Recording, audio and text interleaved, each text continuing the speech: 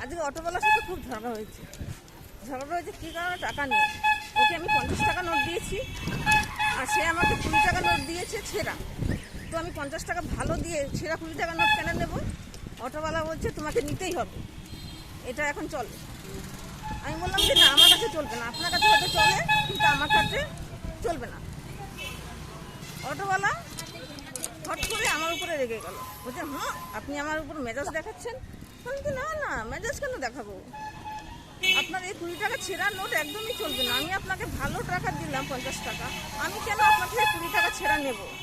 এটা কখনো হয় নাকি? বলে কি না আপনি নিন, এগুলো এখন চলে, কিছু হবে না। বলছি না না, নেব না।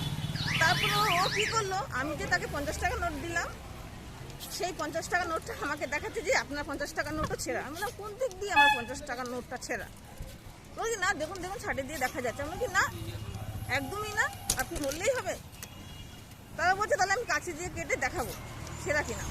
তখন আমি বললাম আমি আপনাকে টাকা দিয়ে দিয়েছি, এখন আপনি কাছে দিয়ে কাটবেন না কী করবেন সেটা আপনার ব্যক্তিগত ব্যাপার, এটা আমার দেখার ব্যাপার না।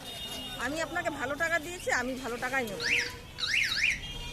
সেই তো মানে না, কিছুতেই মানে না, দেবে না, ওইটাই দেবে। আমি জবরদস্তি নাকি? হ্যাঁ, তারপর 2-3টে অটোওয়ালাকে ও নিজে ডাকলো, তো ডাকো। তো হ্যাঁ বললাম, ওই অটোওয়ালাদের বললাম যে এরকম এরকম, মানে জবরদস্ত। তারপর অটোওয়ালা দুটো ভাই আসে, বলছি হ্যাঁ উনি তো ঠিকই বলছে, মানে আমার কথা বললো, ওটা ঠিকই তো বলছে, কেন নেবে? উনি যখন ভালো টাকা দিয়েছে ওনাকে ভালো টাকা দেওয়া উচিত। তা কে নিয়ে মানে কার মাথাটা নিচু হলো? এইগুলো হচ্ছে কিছু কিছু মানুষের বেশি বুদ্ধি হলে যা হয়, বুঝলেন? আমাদের জগতে কিছু কিছু মানুষের অনেক বুদ্ধি মাথায়।